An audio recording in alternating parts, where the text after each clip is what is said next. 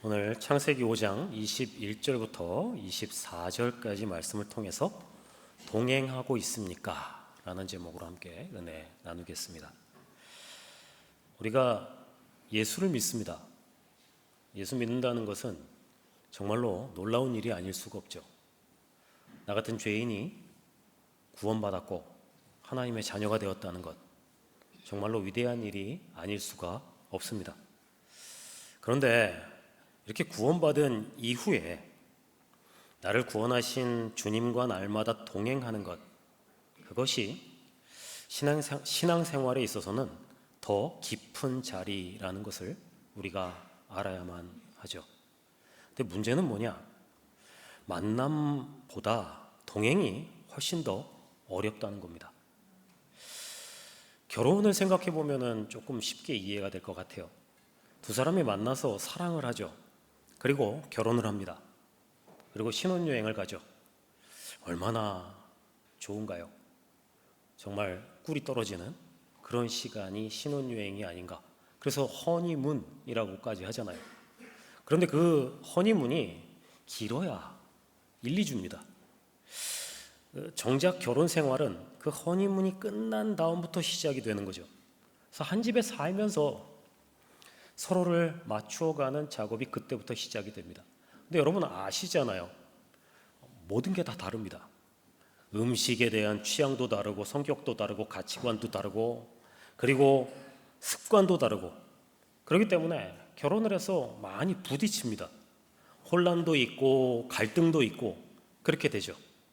그런데 그 차이를 조정하지 못하면 어떻게 되냐?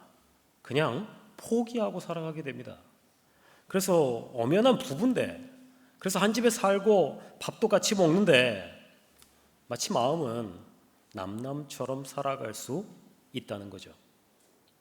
그런데 신앙생활도 그럴 수 있다는 겁니다. 성도들이 하나님을 만나죠. 그래서 예수님을 믿습니다. 그래서 하나님을 아버지라 부르고 우리가 하나님의 자녀로서 그 전능하신 하나님을 아버지라 부르며 살아가게 됩니다. 그런데 실제 삶은 어떠냐? 여전히 고아처럼 살아갈 수 있다는 겁니다.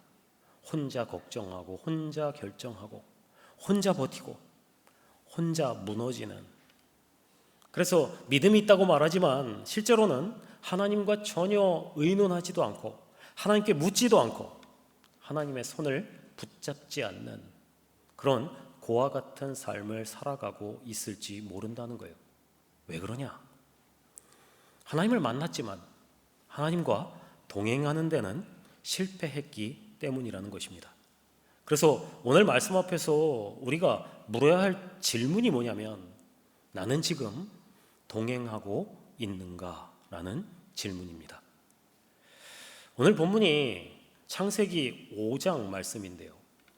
창세기 5장은 아담부터 노아까지의 10대에 걸친 역사를 소개를 하고 있습니다.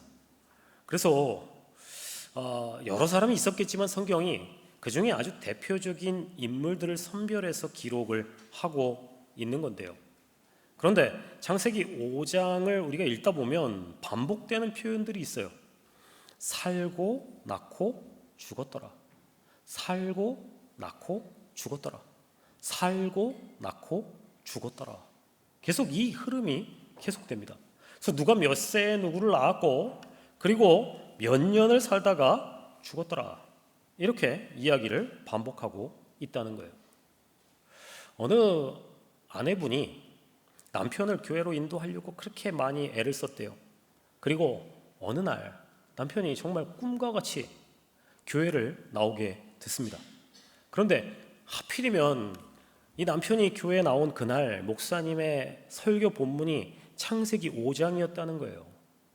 근데 목사님이 1시간 내내 살고 낳고 죽었더라, 살고 낳고 죽었더라, 살고 낳고 죽었더라만 반복을 했다는 겁니다. 그래서 아내가 속으로 이렇게 생각했대요. 아이고, 오늘 진짜 남편이 어렵게 교회에 왔는데 망했다. 큰일 났다. 이거 뭐 하필이면 오늘 이런 설교냐.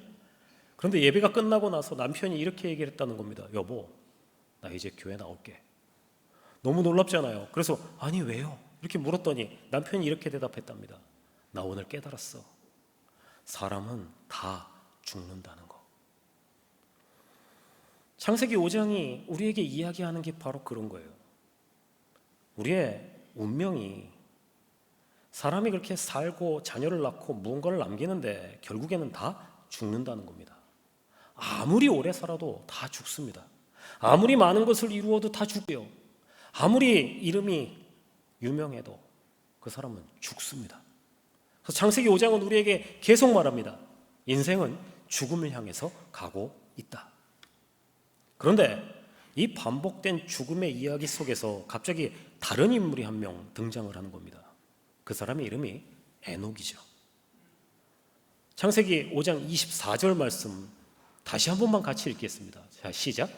에녹이 하나님과 동행하더니 하나님이 그를 데려가심으로 세상에 있지 아니하였더라.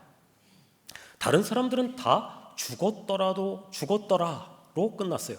그런데 에녹만 다르게 기록이 되고 있다는 겁니다.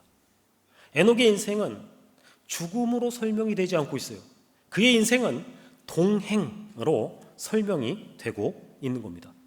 그가 얼마나 많은 일을 했는지, 어떤 업적을 남겼는지, 그가 얼마나 부유했는지, 그가 얼마나 유명했는지 성경은 조금도 이야기하지 않고 있어요. 성경은 단 한 가지만 말합니다. 그가 하나님과 동행했다. 그리고 히브리서 11장 5절에서 애굽의 에녹에 대해서 이렇게 증언을 합니다. 믿음으로 에녹은 죽음을 보지 않고 옮겨졌으니 하나님이 그를 옮기심으로 다시 보이지 아니하였느니라. 그는 옮겨지기 전에 하나님을 기쁘시게 하는 자라 하는 증거를 받았느니라. 에녹이 하나님과 동행했다는 거예요. 그리고 하나님이 그 에녹 때문에 기쁘셨다. 이렇게 말씀을 하고 있다는 겁니다. 오늘 우리가 함께 나누려고 하는 신앙의 핵심이 바로 이겁니다. 하나님을 만나는 것 중요하지만 거기에 멈추지 않고 하나님과 함께 걷는 것, 그분과 함께 동행하는 것, 그래서 그분을 기쁘시게 하는 것, 그것이 에녹의 삶이었고 우리에게 주시는 말씀이라는 것입니다.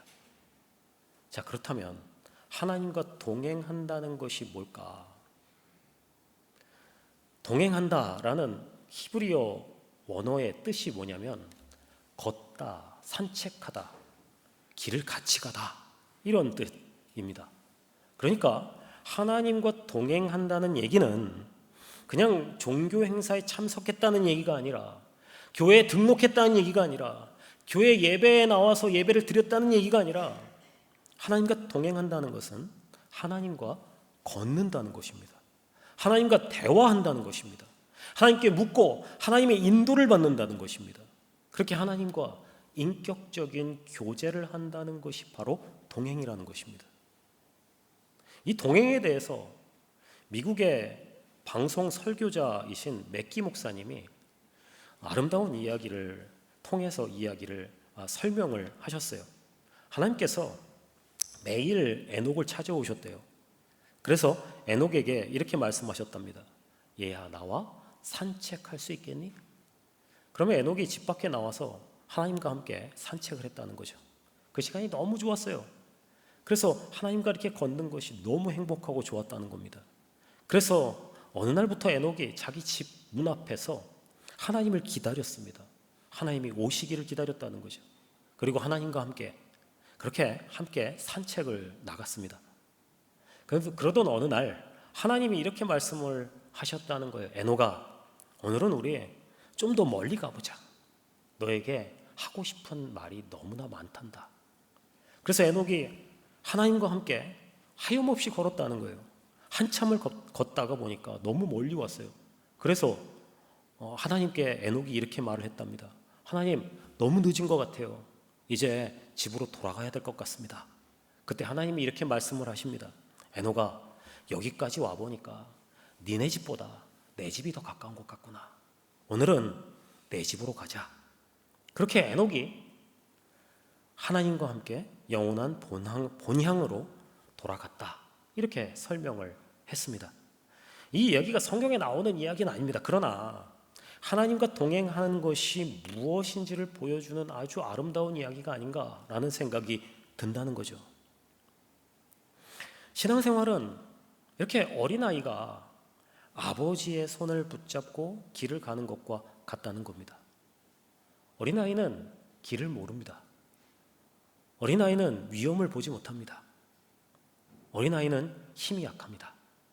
그러나 하나님은 모든 걸 다 아시고 모든 걸 다 보시고 너무나 강하신 분이시죠. 그래서 그 손을 붙잡고 있으면 안전하다고 말씀하시는 거죠. 신앙생활이 그렇다는 겁니다. 우리가 모든 것을 다 알기 때문에 걸어가는 게 아니죠. 모든 것을 아시는 분은 하나님이십니다. 우리가 문제를 해결할 수 있기 때문에 인생을 살아가는 것이 아닙니다. 인생을 해결하시는 분은 하나님이십니다. 그렇기 때문에 하나님과 동행한다는 것은 우리에게 너무나 중요합니다. 하나님과 동행한다는 것은 하나님께 모든 것을 묻는 것입니다. 우리의 사정을 다 아려는 것입니다. 하나님의 말씀을 듣고 기도하면서 하나님의 뜻을 구하는 겁니다. 그 하나님의 도우심과 인도를 받으면서 하루하루 살아가는 것, 그것이 동행이라는 겁니다. 그런데 우리의 신앙을 돌아보면 어떨까요? 우리에게 종교 행사는 너무 익숙합니다. 예배 순서도 너무 잘 알고 있죠. 그래서 여러분 언제 일어나야 되고 언제 앉아야 되는지 저보다 더 잘 아시잖아요. 기도도 너무 잘 압니다. 어떻게 기도해야 되는지 우리 기도문을 써봐라 그러면 다 쓸 수 있습니다. 헌금도 하고 봉사도 하고 교회 일도 하고 있습니다. 그런데 정작 살아계신 하나님과의 인격적인 교제는 약할 수 있다는 거죠. 하나님의 말씀 앞에 머무는 시간이 너무나 적습니다. 하나님과 기도하는, 하나님께 기도하는, 그래서 마음을 쏟아놓는 시간은 너무나 적습니다. 하나님께 묻기보다는 그저 내 생각대로, 내 경험대로, 내 판단대로 살아가는 것이 어쩌면 우리에게 더 많은지 모르겠습니다. 그래서 어쩌면 어느샌가 우리의 신앙은 형식적으로 변하고 있을지도 모른다는 거죠. 하나님을 말하죠. 하나님에 대해서 너무나 잘 알고 있습니다. 그러나 하나님 없이 사는 삶이 될 수 있다는 거예요. 겉으로는 굉장히 좋은 종교인일지 모르지만 실제로는 이방 사람들과 별반 다르지 않은 삶을 살아가고 있을 수 있다는 겁니다. 여러분, 우리가 믿는 하나님은 성경 속에 갇혀 있는 분이 아니십니다. 그분은 살아계십니다. 그 하나님은 우리와 인격적인 교제를 원하십니다. 우리는 하나님을 위해서 여러 가지 애쓰고 있죠. 예배도 드리고 헌금도 하고 봉사도 하고 섬기기도 하고 교회 곳곳에서 수고합니다. 다 좋은 일이고 다 귀한 일입니다. 그러나 하나님은 우리에게 이렇게 말씀하실 줄 모른다는 거예요. 네가 나를 위해서 일하는 건 나 너무 좋아. 그런데 얘야, 좀 나와 함께 있어줄 수 있겠니? 나를 위해서 무엇이든 하든지 난 다 좋지만 먼저 네가 나와 좀 함께 걸어줬으면 좋겠어. 문제 있는 인간관계는 공통점이 있어요. 뭐냐? 서로 간에 대화가 없거나 대화가 굉장히 짧다는 거예요. 그러면 결국에는 마음이 멀어질 수밖에 없습니다. 하나님과의 관계도 마찬가지라는 거예요. 기도가 없으면 멀어지고, 그리고 말씀이 없으면 하나님의 마음을 알 수가 없습니다. 그렇기 때문에 우리가 다시 말씀 앞으로 나아가야 되고 다시 기도의 자리로 나아가야 됩니다. 여러분, 새벽 기도의 자리에 좀 나오셨으면 좋겠어요. 주중 예배에 여러분 나오셨으면 좋겠습니다. 그래서 하나님의 말씀을 더 듣고 하나님 앞에 더 기도했으면 좋겠습니다. 얼마 전에 청년 하나가 저를 찾아왔어요. 그 친구가 막 울면서 저에게 이렇게 얘기했어요. 목사님, 큰 문제가 있는 건 아닌데 그렇게 무기력해질 수가 없어요. 그렇게 힘이 빠질 수가 없어요. 너무 힘들어요. 그래서 제가 그 친구에게 내가 너를 도와줄 수 있는 게 없어. 그러나 너를 도와줄 수 있는 분이 하나님이시라고 나는 믿어. 그래서 네가 하나님 앞에 나왔으면 좋겠어. 그분이 너를 위로해 주실 거고 너에게 평안을 주실 거야. 그래서 네가 기도하는 자리에, 예배하는 자리에 더 나왔으면 좋겠어. 그랬더니 그 청년이 저에게, 목사님 당장 일이 있어서 당장 예배 자리에 나올 수는 없지만 어떻게든 조정해서 나와 볼게요 하고 몇 주 후에 수요 예배를 나오기 시작했어요. 그 아이의 표정이 변하고 있고 그 아이의 삶이 변하고 있다고 저는 생각합니다. 여러분들에게 이런 모습이 필요하다는 것입니다. 중요한 건 형식이 아니에요. 핵심이 뭐냐? 하나님과 함께하는 시간을 실제로 지내고 있느냐 하는 것입니다. 동행은 말로만 해결되는 문제가 아닙니다. 함께 하나님과 걷는 시간이 있어야 된다는 거예요. 그런데 하나님과 동행한다는 것을 그냥 단순한 친밀함으로 생각하는 경향이 어쩌면 우리에게 있는지 모르겠어요. 동행에 꼭 필요한 것이 뭐냐? 방향의 일치라고 생각합니다. 두 사람이 함께 길을 간다 생각해 보세요. 그런데 방향이 안 맞아요. 그러면 함께 같은 방향으로 갈 수 있겠습니까? 한 사람은 오른쪽으로 가고 한 사람은 왼쪽으로 간다. 그러면 함께 길을 갈 수 없죠. 부부 생활이 그런 거 아닌가라는 생각이 듭니다. 취미도 다르고 습관도 다르고 뭐 가치관도 다르고 음식도 다르고 그럴 수 있어요. 그런데도 여러분 참 놀랍게 같이 살고 있지 않습니까? 저희 어머니가 가끔가다 그런 말씀을 하셨어요. 나는 로또 같은 남편과 살고 있어. 이렇게 얘기하셨어요. 그게 무슨 말인가 생각했는데 맞는 게 하나도 없대요. 네, 한 번도 맞은 적이 없대요. 그게 그래도 같이 사세요. 지금 45년 몇 년이에요? 50년 살고 계시거든요. 그런데 여러분, 삶의 방향이 완전히 다르면 동행이 불가능합니다. 하나님과의 동행도 마찬가지예요. 하나님이 어떤 분이실까요? 하나님은 거룩하신 분이십니다. 레위기 11장 45절 말씀인데요. 같이 한번 읽어볼까요? 자, 시작.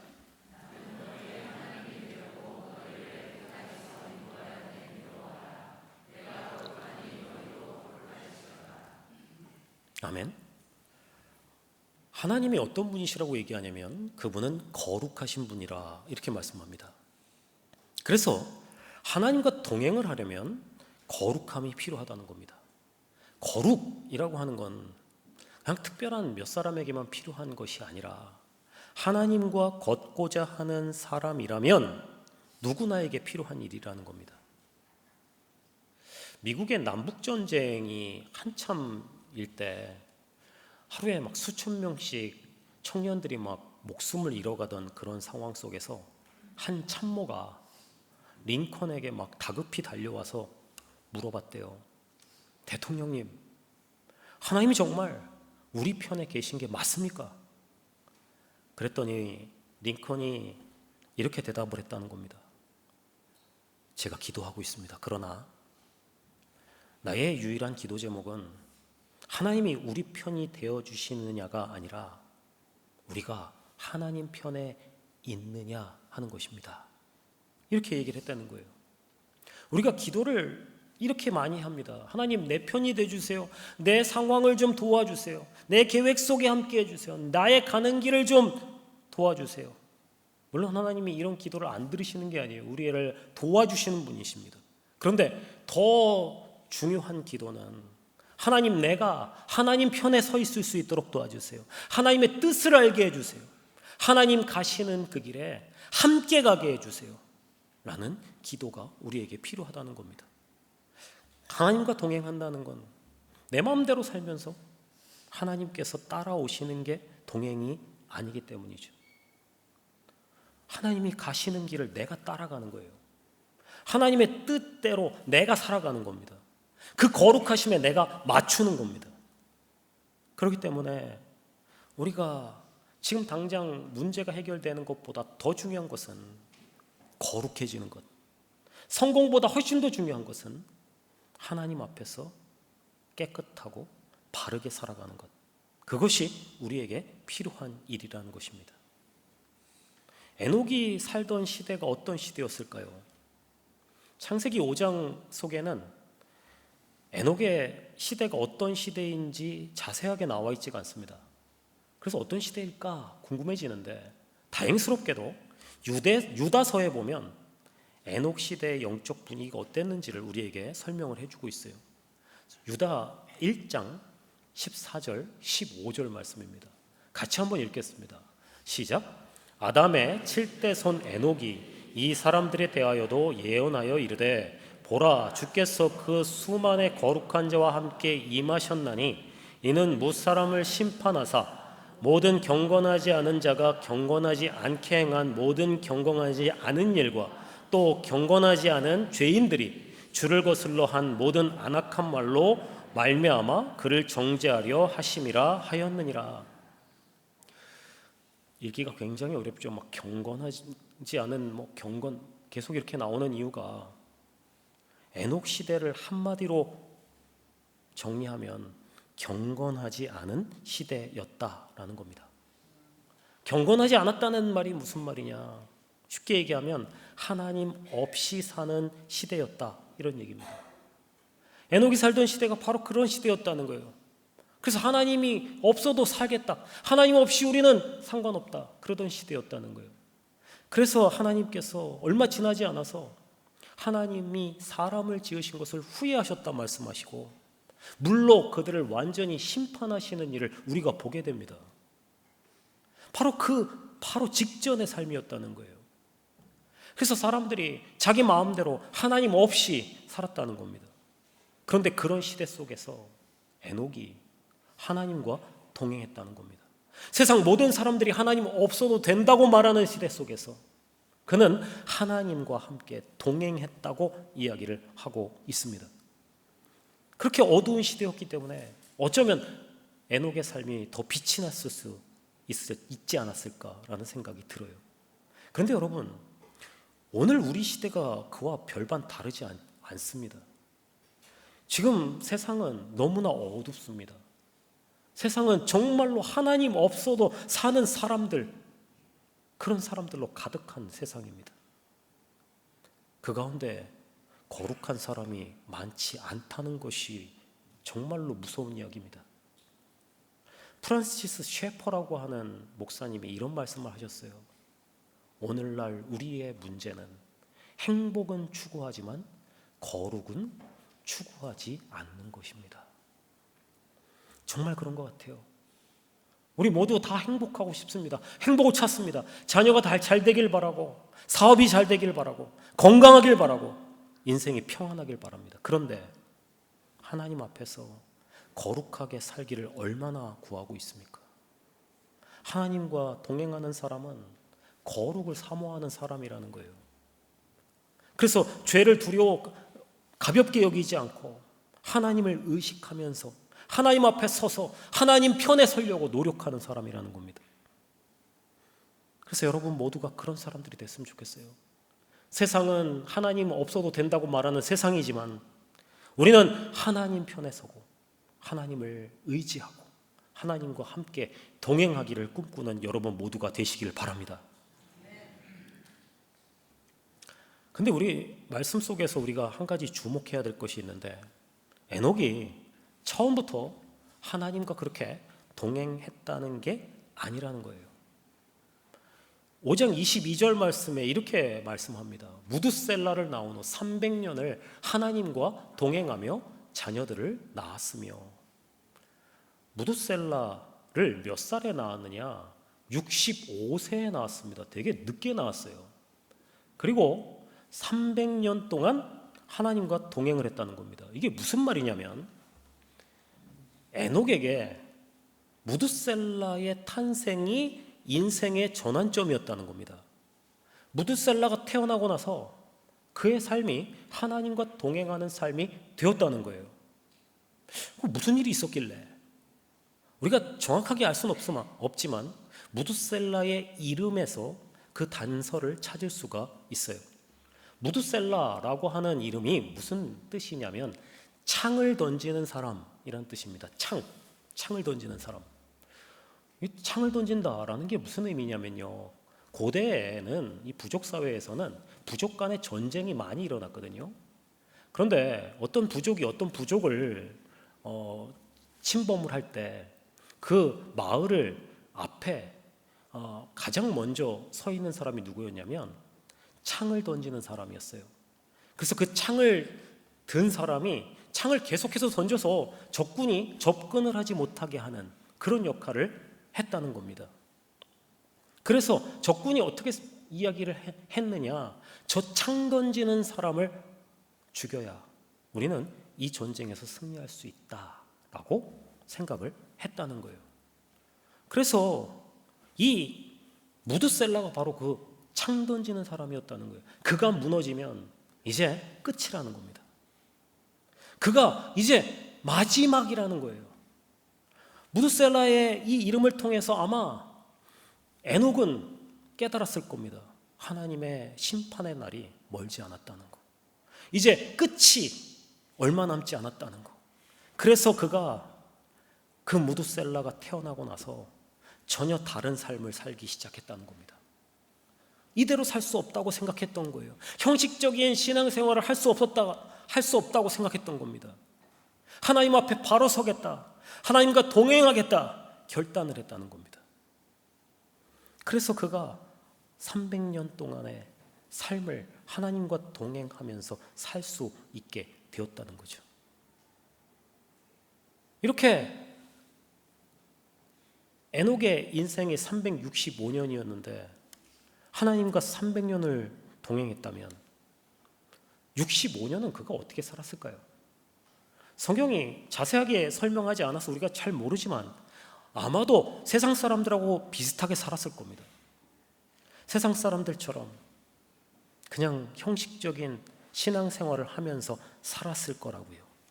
그런데 중요한 게 뭐냐면 그가 하나님의 경고를 듣고 삶을 바꿨다는 겁니다. 그 경고를 듣고 그 평범한 인생을 하나님과 동행하는 삶으로 바꿨다는 거예요. 우리에게 요청하는 게 바로 그겁니다. 지금까지 어떻게 살았느냐? 중요하지 않습니다. 어쩌면 세상 사람들하고 똑같이 살았을지 몰라요. 세상 사람들처럼 하나님 없이도 사는 사람처럼 살았을지 모릅니다. 그러나 오늘 말씀 앞에서 하나님의 경고를 듣는 겁니다. 그리고 에녹이 그 삶을 하나님과 동행하는 삶으로 바꿨던 것처럼 바꾸면 됩니다. 오늘 말씀이 우리의 마음속에 와 닿았으면 좋겠습니다. 그리고 그것에 대해서 반응했으면 좋겠습니다. 그냥 지나가는 일로 또 삼지 않았으면 좋겠습니다. 더 이상 세상과 버타는 그런 삶이 아니라 오늘 말씀 앞에서 내가 이제는 하나님의 백성답게 거룩한 사람으로 살겠다, 그렇게 돌이키는 여러분 되시기를 바랍니다. 인생에서 가장 중요한 것은 오래 사느냐가 아닌 것 같아요. 에녹의 아들이 무드셀라입니다. 무드셀라가 몇 년을 살았죠? 969년. 네, 세상에서 제일 오래 산 사람입니다. 그래서 세상에서 제일 오래 산 사람의 이름에 김, 수완무, 거북, 이와, 두루미, 무드셀라 나오는 거예요. 네. 근데 여러분 969살을 살면 사람들이 좋아할까요? 제일 싫어할 사람이 누군 것 같아요? 연금회사 사장. 안 죽어요. 969년의 삶이 얼마나 많은 이야기가 있겠어요. 근데 성경에 무드셀라의 인생에 대해서 아무 이야기가 없습니다. 그의 인생 정말로 많은 이야기가 있을 건데 아무 이야기가 없어요. 그 인생보다 에녹의 이야기를 더 깊게 증언하고 있다는 겁니다. 왜 그랬을까요? 오래 사는 것보다 훨씬 중요한 게 하나님과의 동행이기 때문입니다. 얼마나 많은 시간을 가졌느냐? 그게 중요하지 않습니다. 얼마나 많은 성공을 이루었느냐? 얼마나 많은 업적을 남겼느냐?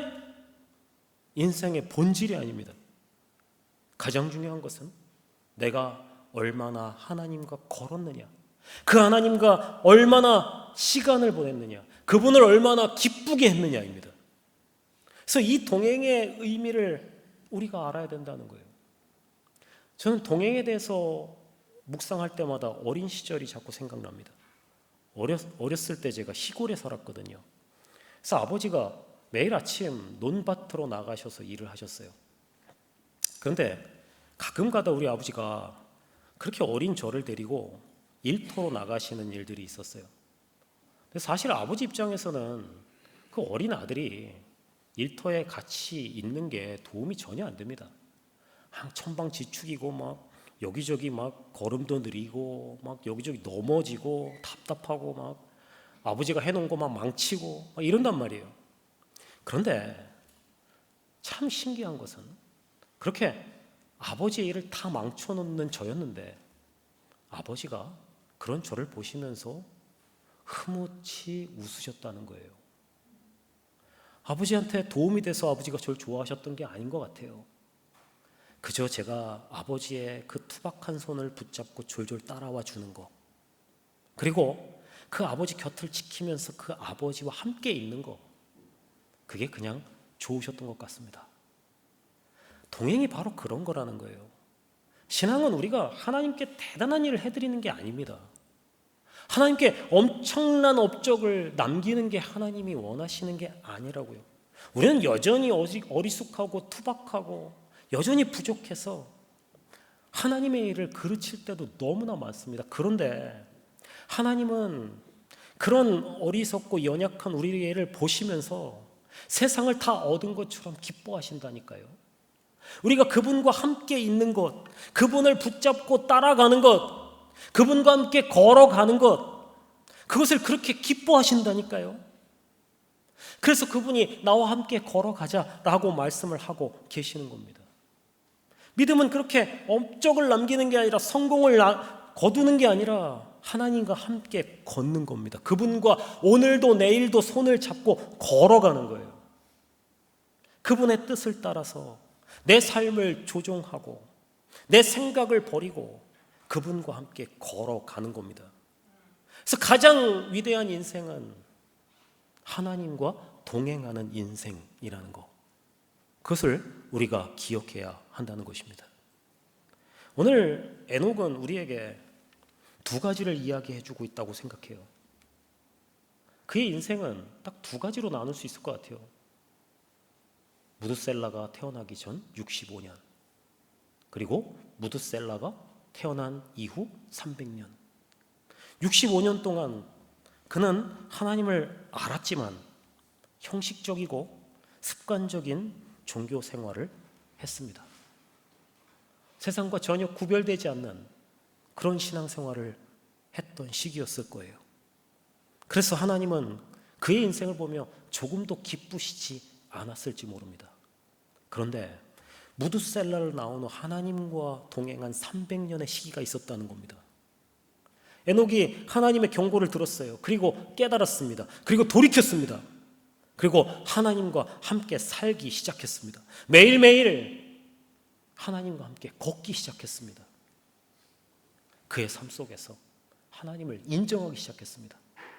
그래서 하나님이 그를 보시며 기뻐하시게 됐습니다. 우리에게 요청하시는 것이 바로 이거라고 생각합니다. 우리의 인생이 지금까지는 형식적인 삶이었을지 모릅니다. 그런데 이제 돌이키는 겁니다. 다시 주님께로 돌아가는 겁니다. 그분과 동행하기 시작하는 겁니다. 어쩌면 지금까지 성경을 읽을 때 지식적으로 읽었을지 모릅니다. 어쩌면 기도를 내 뜻을 이루기 위해서 기도했을지 모릅니다. 그런데 이제 말씀을 읽음으로 하나님의 마음을 알았으면 좋겠고, 기도함으로 그분의 뜻을 깨달았으면 좋겠고, 그래서 그분과 함께 힘겹지만 걷고 함께 시간을 보내고 그분과 함께 동행하는 시간을 가지는 여러분 되셨으면 좋겠습니다. 그것이 여러분들의 인생을 살립니다. 여러분들의 영혼을 살립니다. 우리를 온전케 할 줄로 믿습니다. 우리가 예수를 만났습니다. 너무나 귀한 일입니다. 그러나 예수를 만나는 일은 시작에 불과합니다. 우리에게 신앙의 본질, 신앙의 모든 것은 동행으로 설명되어야 합니다. 예수님을 믿고 변화된 삶, 그분과 함께 동행하는 삶. 에녹은 죽음의 시대 속에서 하나님과 동행을 했습니다. 경건하지 않은 시대 속에서 경건한 삶을 붙잡았습니다. 하나님의 경고를 듣고 삶을 돌이켰습니다. 그래서 하나님께서 그를 너무 기뻐하셨습니다. 그래서 그 죽음의 삶 속에서 그가 죽음을 맛보지 않고 하나님의 나라로 가게 되었습니다. 우리에게 요청하는 게 그겁니다. 지금은 어쩌면 죽음의 시대일지 모릅니다. 모든 것이 죽음을 향해 달려가고 있는 시대일지 모릅니다. 그 죽음의 시대 속에서 우리는 예수를 붙잡고 하나님을 붙잡고 하나님과 걸어가는 겁니다. 그런 우리에게 더 이상 죽음은 두려움이 아닙니다. 하나님의 손을 붙잡고 있다면 우리에게 죽음은 조금도 두려움이 아닙니다. 하나님이 우리 아버지시니까요. 그래서 이제부터 우리는 이렇게 고백하면서 살았으면 좋겠습니다. 하나님, 주님과 동행하길 원합니다. 내 뜻대로가 아니라 주님 뜻대로 살겠습니다. 종교적인 형식적인 종교 생활이 아니라 살아있는 믿음으로 살겠습니다. 세상과 걷지 아니하고 하나님과 걷겠습니다. 그런 고백이 여러분들에게 있었으면 좋겠습니다. 그래서 오래 살고 잘 살고 잘 먹고 하는 것에 여러분들의 목적이 있지 않고 나의 인생이 주님과 함께 있다는 것, 그것을 꿈꾸며 믿음으로 살아가는 여러분 모두가 되시기를 바랍니다. 그래서 여러분들의 모든 삶이 정말로 하나님께서 기뻐하시고 즐거워하시는 삶, 그분을 기쁘시게 하는 삶, 그분의 즐거움이 되는 삶이 되시기를 주님의 이름으로 축원합니다.